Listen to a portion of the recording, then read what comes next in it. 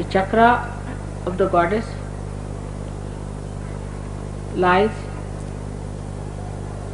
behind the sternum bone in the spinal cord.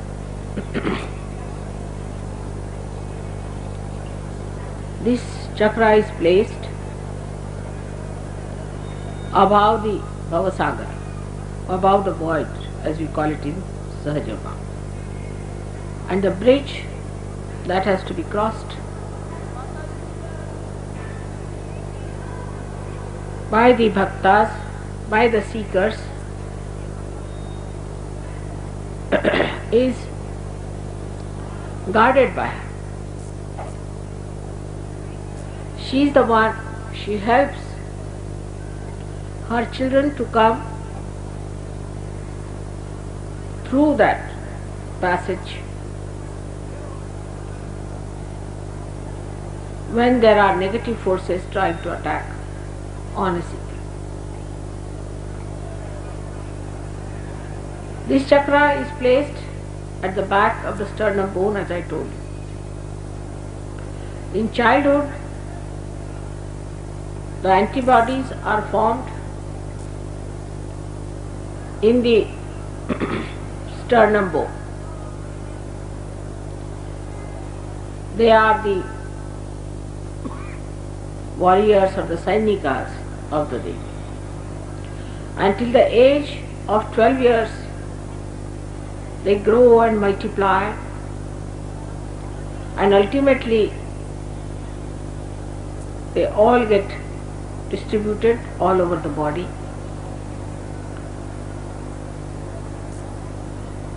And a human being is made able to face any outside invasion on him.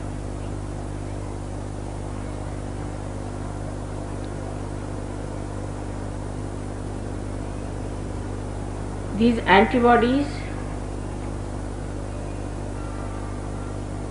know how to fight. They are extremely confident and they know who are their enemies. They have all these messages built in themselves. So when the anti-God element enters into the being through any process, say through food, through words, through action, through devilish people or black magic, these antibodies combine together, collectively fight the invaders.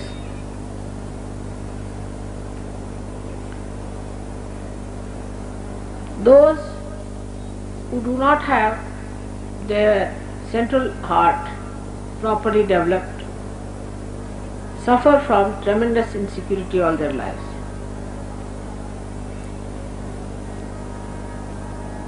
When they are children,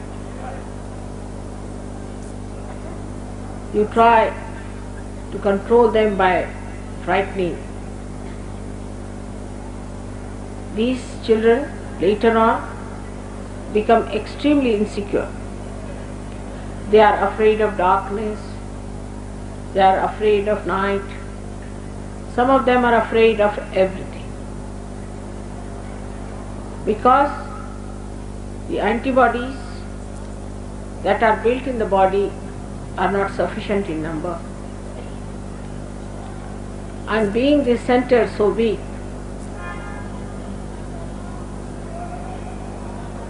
the person feels extremely insecure. Later on in life, when the child goes to the school or he tries to work,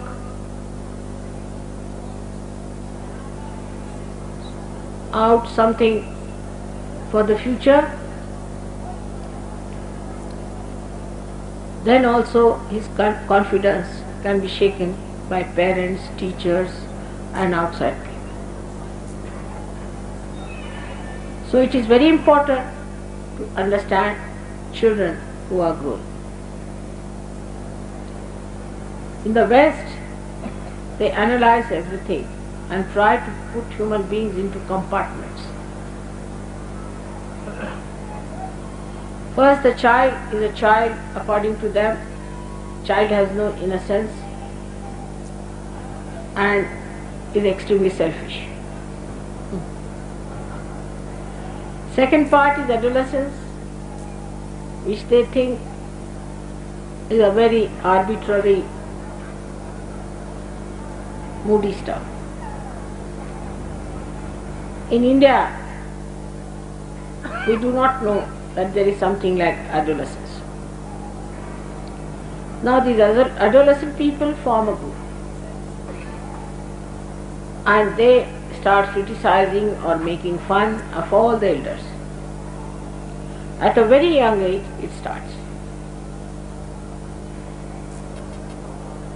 First they make fun of the teachers, then of the parents, then of all the people who are senior to them.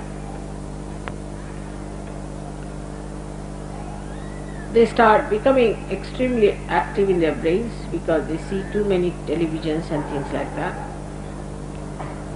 And then they start behaving at a very young age in such a violent ways that one cannot imagine. I used to live about 25 miles away from London. And every time I would go to London, I would find some children doing some sort of a mischief somewhere. But one day some of them entered into my compartment and they started pulling out all the covers, thrusting their knives into the seats, opening out all the upholstery. I was just sitting and watching. So I said, "Now are you tired? Please sit down. What's the problem?" They said, "We are all very angry." I said, "For what? Why are you angry?" I said, "We are just angry." I said, "But you have to be angry for something."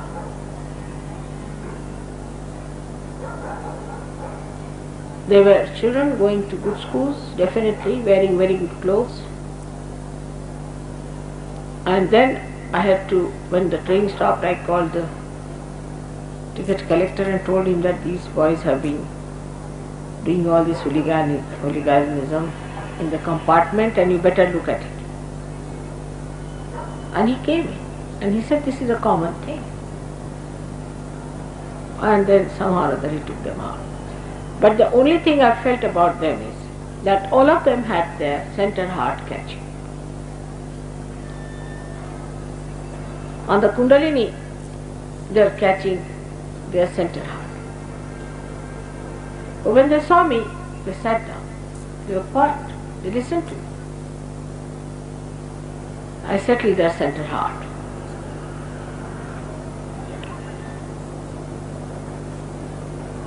And most of them said, "We are angry with our mother." Why? Because our brothers are angry.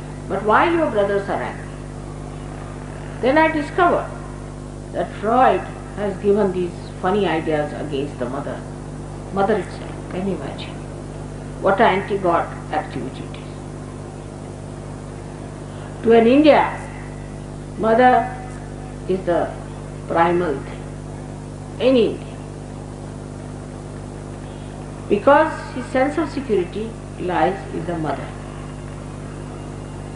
Even if the father is hot-tempered, is angry, still they depend on the mother.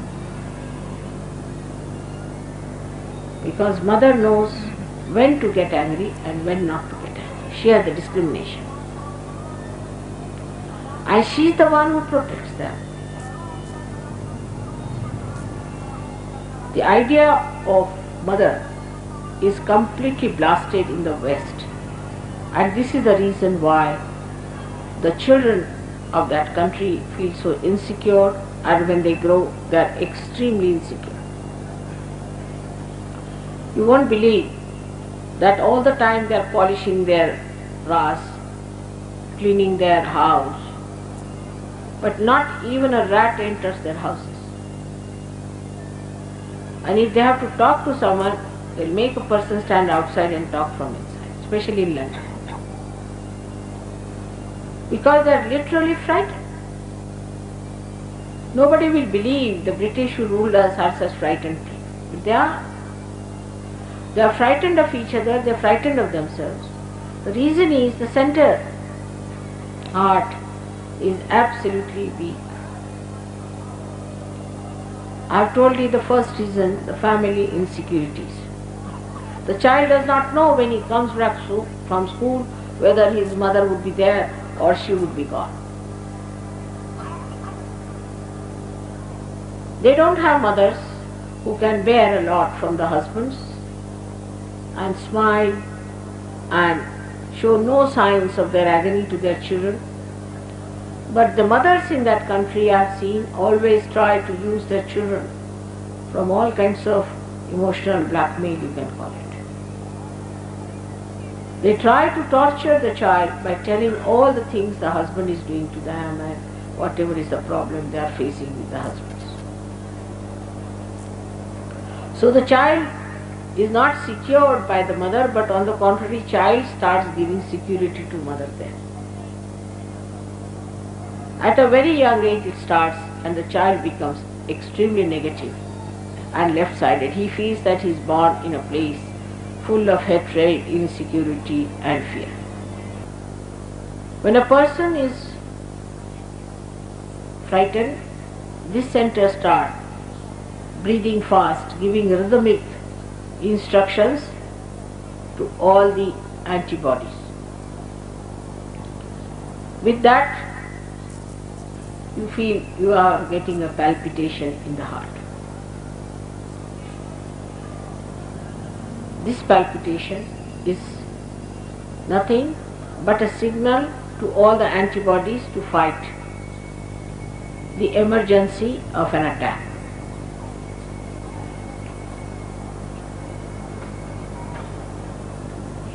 But when somebody builds up insecurity later on in life, it becomes a physical problem. If they have insecurities earlier, it is an emotional problem. But later on in life, when one develops a insecurity, any kind, like a wife is insecure about her husband. Husband is a loafer or a bad man and carrying on with other women. So that motherhood of the wife is challenged. And when her motherhood is challenged, she may get the weakening of the center, by which she may suffer quite a lot and may have even breast cancer. These insecurities can be also self-made. Imagine, people can just think about it and build up some sort of insecurities which are of no actual existence. But such fears are very much more in the West, because the life in the West has no mooring, has no explanation. Whatever you ask them, they will say, what's wrong? The husband will say, what's wrong in having a key? And the wife will also say, all right, if he wants to have a key, let him have it. In India, no woman would tolerate such a situation. She would starve, she would do everything, but she will never touch a man who has a key.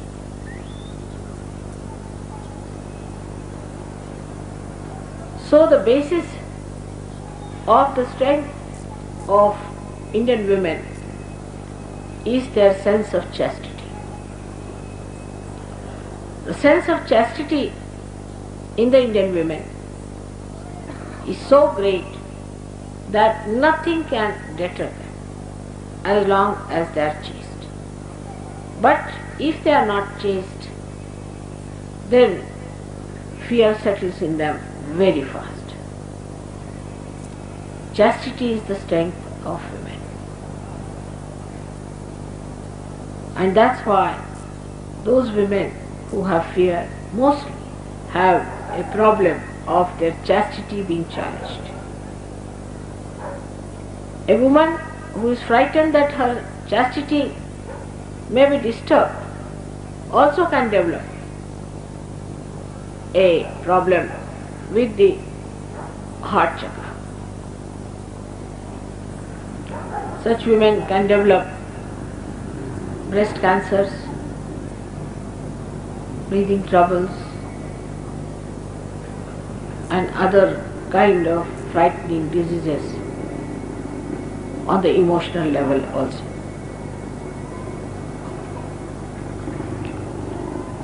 This chakra is ruined in women when they lose their only child, because their motherhood is finished, they feel. And that is the worst thing that can happen to a woman, if she is a woman.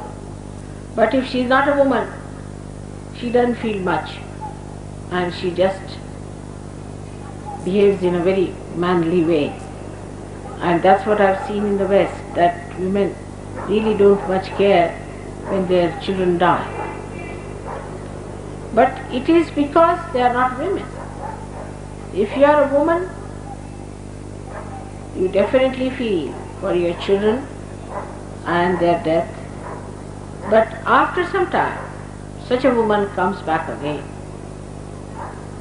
and she accepts the life as it is for the sake of her husband, or maybe if she has more relations or other children. She becomes extremely powerful as a reaction to what has happened. That's only possible if your center of heart is all right. Such women do not grudge, do not complain, are extremely serene and can bear up lots of things. They are extremely tolerant and can go to any extent to help their children. But they are never spoiling their children. They never spoil their children because they understand spoiling is much worse than beating the child. They never spoil their children nor ever pamper them and never get dominated by their children. They know I have to guide the child and I have to look after the child. So they look after all the ideals and righteousness and the virtues of the child. And if he tries to get out of it, they go all out to win him over, back to virtue and to better life. But those people, those women who do not care for actual growth of the child may just avoid it and escape. In the men, this chakra is caught up if they have lost their mother very early, or if their mother by chance is a very cruel woman. Also this chakra can be caught up by men if they have been to wars and if they have seen frightful things in the war. Such people could be extremely emotional and could be easily be fooled by people who try to win over their emotions. This heart center is caught up by various emotional problems in human beings. Husband and wife, if they all the time quarrel, there's always quarreling in the house, especially if the mother is very dominating, the child develops this center. And if the father is very dominating, the child develops the heart itself. So it is very important that husband and wife should never quarrel in the presence of their child. Center heart can be developed in countries where there is all fear, people are frightened. It can be developed by other things by which people are frightened. Reading books of bad gurus and reading the books about shocking things, like many people who read the Kundalini's book have got center heart because they are so frightened about the Kundalini. Anything that frightens you if you read can make your heart very, very weak and dangerous. So the right side of every human being represents the fatherhood. The fatherhood. And the fatherhood of a man is very important. If this center is spoiled or if there's something wrong with it, then you get asthma as a disease. Asthma is only caused by this center being spoiled or some other combinations with this center. Asthma is very common among girls and boys, and the relationship with the father or the understanding of the father or your own fatherhood is not alright, you get this trouble of asthma, and for that one has to ask the questions to the sadhakas, what sort of a father you have. And one gentleman came and asked me, why everybody is asking me what sort of a father you have, what sort of a, everybody asks me, what about your father, what about your father, what has my father to do with me? Actually everybody feels the right heart and they have to ask about the father, because father resides in the right heart, and the principle of fatherhood, if it is spoiled, if there is a problem with the principle of fatherhood, then you get this problem and many other problems, which I do not want to discuss now at length, but you can understand a person who has no father, how diffident he is and how he behaves, and also such people, those who have not known a father, can become very wayward, licentious or permissive, or could be very much secretly licentious. The people who lose their father do not have that they lack in that discipline that the father gives them. Or could be such people who take to a very remorse and unhappy life, or they could be very hard on their children, or could be extremely kind and spoil the children. It could be anyway. So it has both the reactions, either too much of love giving or too much of strictness. It can be anything, or a person could be of this kind, may be very strict in childhood and could be extremely lavish in old age. It is a very imbalanced personality. So the person who has no father has to know that his father is Shri Rama. He should not worry about anything. He is a one, with one arrow he can kill any number of people.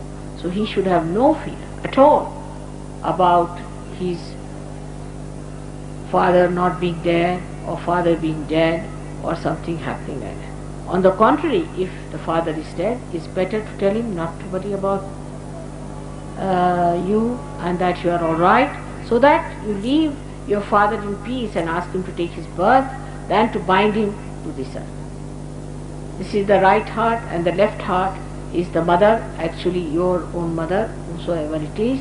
That is the motherhood, in the sense that if your mother has been extremely unkind and extremely funny, or your relationship with mother is bad, then know that there is something wrong on the left hand, which is indicated in you.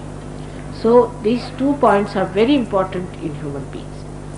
If a Sahajogi just decides that I have a father and a mother, God Almighty is my father and my mother, then these problems can be easily solved. But in Sahaja, it is not what you think that works out. It does not. Like in the car, if you sit down and think that I am going to Connaught Place, you won't move. You have to move your hands. In the same way, in Sahaja Yoga, you have to move your hands, clear your chakras, move them higher and put them up. It's not what you think is important in Sahaja Yoga. Not at all. You may think that I am doing very well in Sahaja Yoga, I am very good, but it's not so. It is what you actually achieve. Your ascent is the point. So as in the car, as I told you, you cannot just sit down and think and do the job. In the same way, you have to run this machine, and you have to see that you get all this movement. There should be gati in you. Otherwise, there is no sense in just talking about Sahaja Yoga, thinking about Sahaja Yoga, and convincing yourself that you are a great Sahaja Yogi. It is how you manifest it is the point, which very few people understand. Very, very few people understand that it has to be manifesting. It has to be karyanvit. It is not just talk morning till evening. Even when I am talking, now I am opening your heart center. I am working it. Even I am talking also, I am opening. It's working. You will see your heart chakra is open by the time I finish my lecture. It is so, because I know how to do it. When I talk, I am just watching where the chakras are catching, what's happening, and I am catching all these points and touching it. I am trying to open it. And that's how it should be. That even when you talk, it should be Karyamit. Even when you are quiet and raising your hands, it should be Karyamit. Whatever you do, you should be Karyamit. Even if you glance at anyone, it should be Karyamit. It should not be just a kind of a jabbering that we do sometimes about Sahaja. The greatest fear human beings have, that they think they have done lots of mistakes. And these mistakes are too many, and they can never get realization. They will be doomed, they will be going to hell. This is not true at all. Nobody is going to go hell if that you do not want to. If you want to stop it, you can stop it. The time has come. You are going to be blessed, and blessed forever. So may God bless you.